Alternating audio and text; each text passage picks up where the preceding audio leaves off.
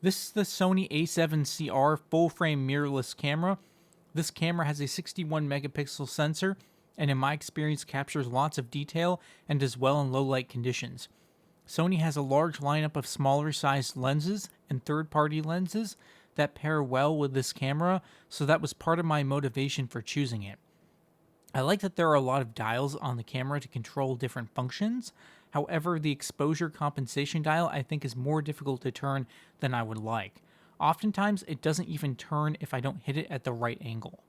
I like that the A7CR came with an extension grip, which is very useful for making the camera balance better with larger lenses. Coming from a Canon camera before this, I don't think the ergonomics are amazing, but just okay.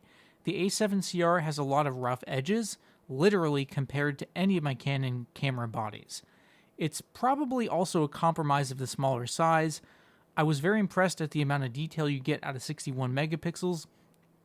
I can do very large crops and still get usable images for sharing with family and friends in particular. The FPS and buffer for sports and wildlife are disappointing, but probably expected as another compromise versus the A7R5. I think this is an ideal premium camera for travel and street photography, but if you want to do sports and wildlife as big focuses, I would check out the A7R5 or A1 instead.